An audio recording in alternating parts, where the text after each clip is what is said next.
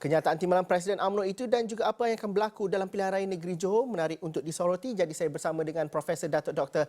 Ismail Solman merupakan penganalisis politik. Terima kasih Datuk kerana sudi bersama dengan kami pada petang ini.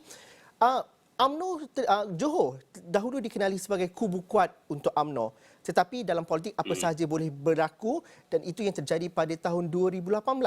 Namun ini tahun 2022 dengan keyakinan UMNO itu, adakah pengikut-pengikut Tegar UMNO khususnya di kawasan luar bandar di Johor sudah kembali kepada parti itu pada pandangan Datuk? Okey, terima kasih. Sebenarnya pengundian bagi peringkat negeri mempunyai sentimen dan juga kes tersendiri ya.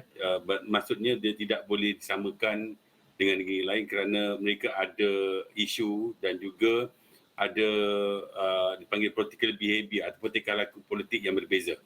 Namun kita nampak trend di akhir ini nampaknya UMNO dah mungkin mendapat tempat dan juga BN juga mendapat tempat di hati rakyat.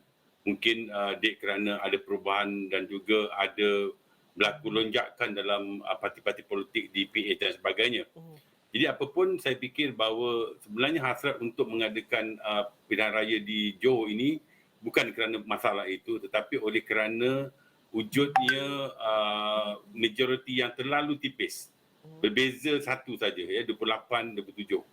Maknanya daripada 56 tu hanya menang satu saja dalam Perkhidmatan Nasional. Jadi itu menyebabkan saya rasa perlu adanya kita memberikan mandat kembali kepada rakyat untuk menentukan parti mana yang akan memerintah dalam keadaan yang begini. Kerana jika kita tidak dapat majoriti ataupun tidak wujudnya kestabilan politik, akhirnya akan menyebabkan banyak dasar, banyak perkara tidak dapat diselesaikan.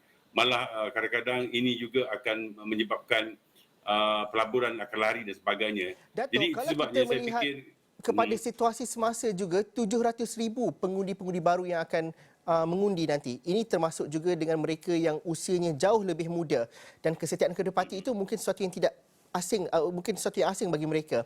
Justru bagaimana strategi parti-parti politik, bukan UMNO sahaja, perlu memenangi hati pengundi-pengundi muda ini dan perlukah calon-calon yang lebih muda yang mempunyai idea yang lebih segar, yang tidak purba diketengahkan dalam pilihan raya negeri pada kali ini?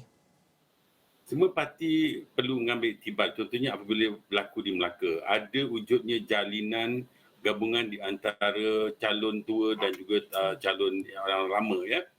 Jadi saya fikir bahawa setengah-setengah tempat perlu diletakkan calon-calon yang muda tapi ada kewibawaan, ada track record walaupun mungkin belum lagi banyak pengalaman tapi mungkin dengan kelulusan dan juga perkhidmatan mereka di peringkat cawangan, di peringkat bahagian itu mungkin akan diambil kira untuk diletakkan di tempat-tempat tertentu. Tapi saya fikir bahawa dalam mana-mana parti politik pun dia mesti ada gabungan di antara yang tua dan muda.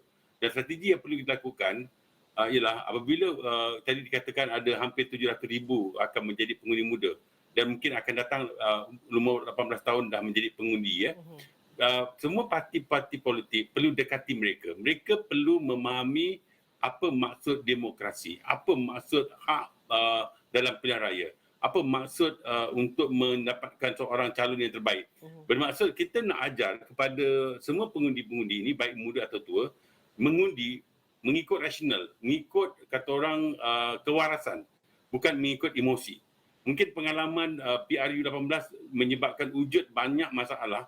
Kajian saya pun menunjukkan bahawa banyak emosi itu bermain, menyebabkan banyak perkara yang mungkin menyebabkan mereka tersalah pilih dan akhirnya kestabilan politik tidak menjadi satu yang diingini. Dan hingga sekarang pun, sejak pada PRU hingga hari ini, baik sama ada peringkat parlimen atau peringkat negeri, kita sebenarnya banyak dalam keadaan terombang-ambing. Tidak ada majoriti mana-mana parti politik. Datuk, Sebabnya ini perlu dilihat. Ya? Bagaimana kita mahu melihat apabila Datuk katakan bahawa pilihan raya itu keputusan dilakukan secara emosi, benar, sentimen itu perlu diambil kira kerana sentimen emosi itulah dimainkan oleh ahli politik, tapi dalam masa yang sama, dua perspektif. Bagaimana mandat rakyat? Kalau rakyat membuat keputusan itu nanti, ianya perlu dihormati oleh semua ahli politik tanpa perlu diperkotak-katikkan kerana ketidakstabilan yang berlaku pada hari ini kerana percaturan orang politik, bukannya rakyat. Kerana dalam pilihan raya kali ini yang akan diadakan, Menteri Besar Johor mengatakan bahawa mengembalikan mandat kepada rakyat. Tapi kalau rakyat membuat keputusan nanti, bagaimana mandat itu perlu dihormati?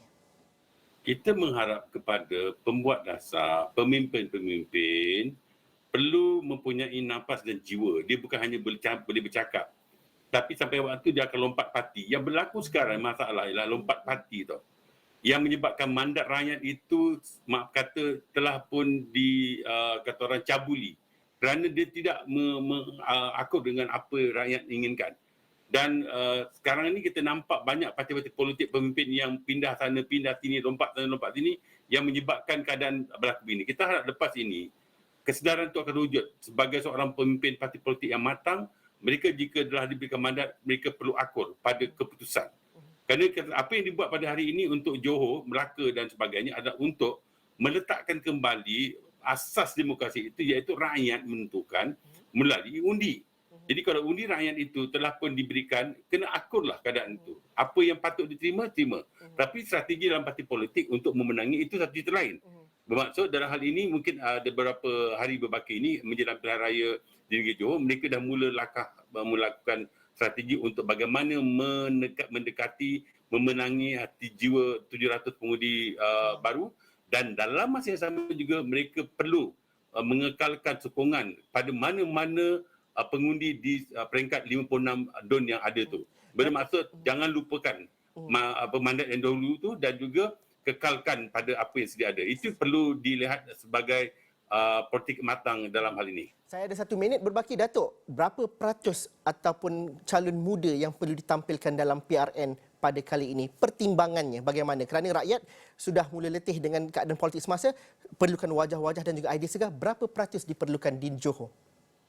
Saya fikir 35% muka baru, 60% muka lama. Sebab saya lihat bahawa gabungan ini perlu ada. Ya, kita tak mahu letak terlalu muda, akhirnya dia buat kerja-kerja yang bukan-bukan. Kita nampak contoh ramai parti yang muda, ya, kadang-kadang mereka masih belum melalui proses dan sebagainya, maka dia buat cara muda yang tidak adaptable kepada jiwa orang tua pula. Dia must be respect the elderly. Orang tua ni perlu dihormati. Jadi perlu ada gabungan pemimpin yang lebih senior dengan pemimpin yang junior dan mereka akan nanti menjadi sebuah kerajaan yang mantap, insya-Allah. Baik.